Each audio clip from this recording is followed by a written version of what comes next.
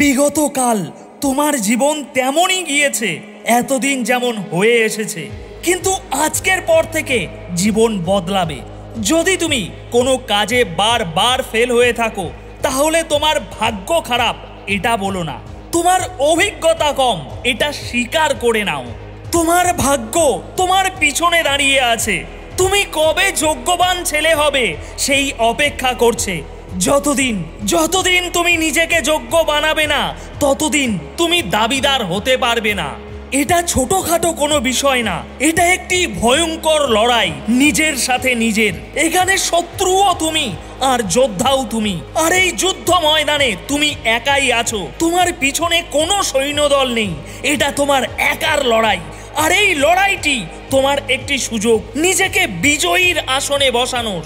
তাকিয়ে দেখো, তোমার আমার মতো লাখো মানুষ রাস্তাতে ঘুরছে, সমাজে যাদের আজ কোনো পরিচয় নেই, কোনো সম্মান নেই, মানুষ এদের দিকে ফিরেও তাকায় না। এরা সেই মানুষগুলো যারা সময় থাকতে সময়কে মূল্য দেয়নি, এরা সেই মানুষগুলো যারা ওই যুদ্ধ ময়দানে হার মেনে নিয়েছিল, তাই ওরা আজ হিরো হয়ে জীবন কাটাচ্ছে। ওরা ওদের জীবনে যে ভুলগুলো করেছিল, হয়তো আজ তুমিও সেই একই ভুলগুলো করছো। তাই নিজেকে থামাও, এখনো সময় আছে, নিজেকে সামলাও। বন্ধু, ঘড়ির কাঁটা ঘুরে যাচ্ছে, তোমার বয়স বেড়ে যাচ্ছে, আর সুযোগও কমে আসছে। হয়তো তুমি এটা অনুভব করেছো, তোমার ভিতরে দুটো আওয়াজ ওঠে। একটা আওয়াজ বলে যা শুয়ে পড়, আরো একটু ঘুমিয়ে নে। আর একটা আওয়াজ বলে চল ওঠ, তোকে শুলে হবে না, তোকে শিখতে হবে। কিন্তু আমরা কি করি? আমরা ওই দ্বিতীয় আওয়াজটাকে শুনতেই চাই না, ওটা শুনতে আমাদের বিরক্ত লাগে। আমরা সকল সময় ওই আওয়াজটি থেকে পালাতে চাই।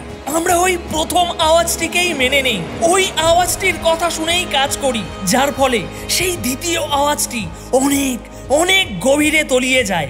ও আর ফিরে আসে না তোমাকে সঠিক পথ দেখাতে।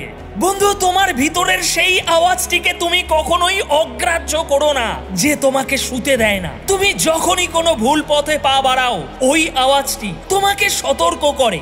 ওই আওয়াজটিকে নিজের গুরু বানিয়ে নাও। ও যা বলে সেগুলোই করতে শুরু করো, তোমার ভাগ্যের চাকা ঘুরতে শুরু হয়ে যাবে। বন্ধু, যাকে তুমি ভাগ্য বলো সেটা হলো আমাদের কর্ম। তাই নিয়মিত কাজ করে যাও, নিজের ভুলগুলো থেকে শিক্ষা নাও, নিজের ভিতরে কি কি কমতি আছে সেই জায়গাগুলো পূরণ করে দাও। ভাগ্য তোমায় বদলাতে হবে না, ভাগ্য নিজে নিজেই বদলে যাবে।